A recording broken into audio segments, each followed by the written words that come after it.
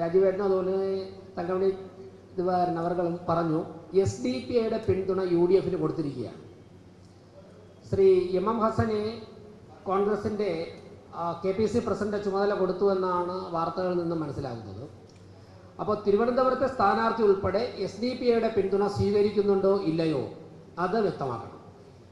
Israel യുദ്ധത്തിലേക്ക് പശ്ചാത്തലത്തിൽ വളരെ സജീവമായിട്ട് രാഷ്ട്രീയ വിഷയങ്ങൾ ചർച്ച ചെയ്യുന്ന നാടാണ് കേരളം. തിരുവനന്തപുരത്തെ സ്ഥാനാർത്ഥിയും UDF-ഉം SDP പിന്തുണ ഞങ്ങൾ സ്വീകരിക്കുന്നു, അല്ലെങ്കിൽ ഞങ്ങൾക്ക് SDP പിന്തുണ ആവശ്യമില്ല എന്ന നിലപാട് വ്യക്തമാക്കണം.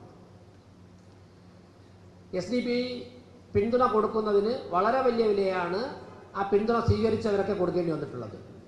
നേമത്ത് BJP-യെ പരാജയപ്പെടുത്താൻ വേണ്ടി SDP പരസ്യമായിട്ട് പോപ്പുലർ ഫ്രണ്ട് SDP-യും അന്ന് മത്സരിച്ച LDF സ്ഥാനാർത്ഥിക്ക് ശിവൻകുട്ടിക്ക് കൊടുത്തതുകൊണ്ടാണ് കേരളം പിന്നീട് പോപ്പുലർ ഫ്രണ്ടിന് SDP-ക്ക് മുന്നിൽ പല കാര്യങ്ങളിലും കീഴടങ്ങേണ്ടി വന്നിട്ടുള്ളത്. ഇവിടെ SDP വളരെ പരസ്യമായി പോപ്പുലർ ഫ്രണ്ടിൻ്റെ പിന്തുണയോടെ പ്രവർത്തിക്കുന്ന SDP നിരോധനത്തിന് മുമ്പ് പോപ്പുലർ ഫ്രണ്ടിൻ്റെ പിന്തുണയോടെ പ്രവർത്തിച്ചിരുന്ന, ഇപ്പോൾ പോപ്പുലർ ഫ്രണ്ടിലെ അറസ്റ്റ് ചെയ്യപ്പെടാത്ത മുഴുവൻ പ്രവർത്തനം ചെയ്തിരിക്കുന്നത് SDP-യിലും DYFI-യിലുമാണ്.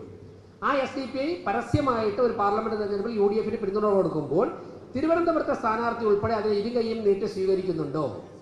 ഇസ്രായേൽ യുദ്ധത്തിൻ്റെയൊക്കെ പശ്ചാത്തലത്തിൽ ന്യൂനപക്ഷ സമൂഹത്തിൽപ്പെട്ട പല വിഭാഗങ്ങളും ആശങ്കയോടെ ജീവിക്കുന്ന ഘട്ടത്തിൽ UDF സ്ഥാനാർത്ഥി നയം വ്യക്തമാക്കണമെന്നാണ് BJP-ക്ക് പറയാനുള്ളത്.